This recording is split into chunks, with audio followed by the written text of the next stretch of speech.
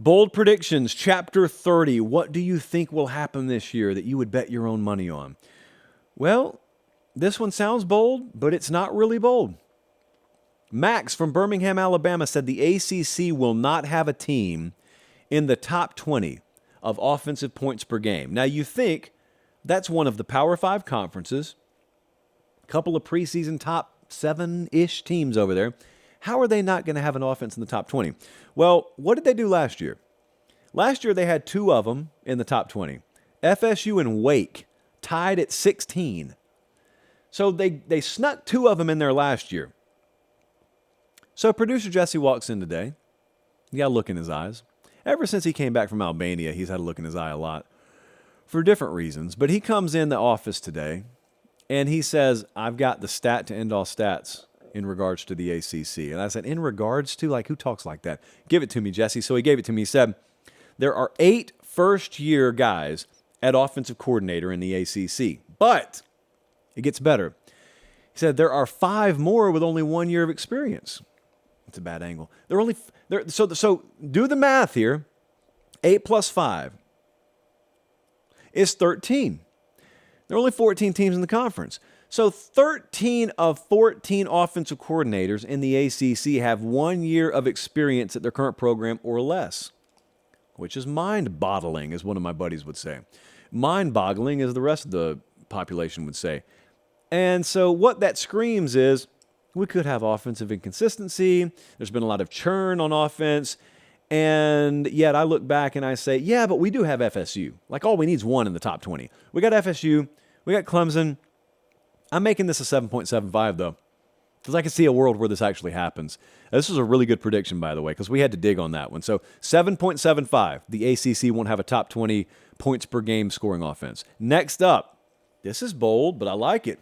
Taylor from Murrells Inlet, South Carolina. I think we filmed some of Outer Banks up there. Taylor said, Spencer Rattler throws for 4,000-plus yards. Well, I'm telling you, that's a 9.25, but I love the enthusiasm here. So that's a 9.25 on the boldness scale. In 2022, he had just over 3,000 passing yards in 13 games. So we got to find a spare 1,000 yards somewhere. Can we do it? Well, 4 Power 5 quarterbacks did it last year. So it's pretty tough, but it can be done. Here's the bad news. I got to turn the paper sideways for this. Stats and Info tells me they face 8 defenses in the preseason top 40 of S&P+. They face 3 in the top 5. So it's not going to be easy.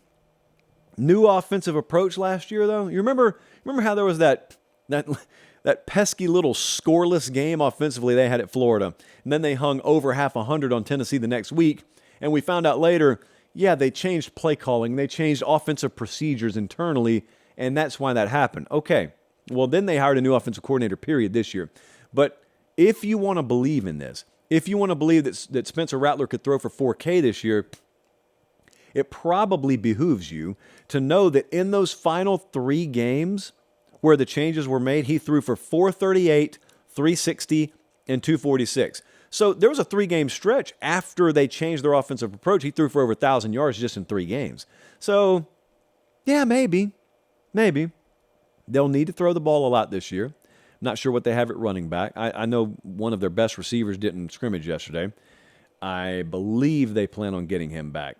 So good wide receiver core, questionable running back group. They're going to have to throw it a lot. Still pretty bold, though, man. 4,000 yards is a lot, so I'm putting 9.25 on that. As am I on this next prediction. Cooper hits us up from the home of the Gamecocks, Columbia, South Carolina. But Cooper said Arizona and Arizona State will both have winning records. Well, I don't think they will. So this is a 9.25. But let's humor ourselves for just a second. What are the win totals here? Preseason, over-unders. 4.5 for each one of them. So, someone's got to lose games. One of the most inconvenient truths in college football. For every winner, there has to be a loser. For that matter, in life, it pretty much works the same way, although I know some of you in your social circles would come back to me and say, I see more losers than winners. And to that I say, get new friends. Because Meemaw told me that, and I'm just relaying it to you. But Arizona and Arizona State are like on the bottom tier of Pac-12 football this year, or at least it looks like that on paper. So the losses have to pile up somewhere For every conference win, there has to be a conference loss. Here's the problem, as I see it. Vegas has half a dozen teams in the Pac-12 with a preseason over-under win total of 8.5 or higher. It's really crazy. So either Arizona and Arizona State are knocking off a handful of them, or they're going to just completely trade places. One of them's going to trade places, or two of them are going to trade places, or this is not going to happen. And I just tend to lean towards it's not going to happen for both of them to make the jump. You need multiple upsets, and that's tough to see. So I'm going to make it a 9.25.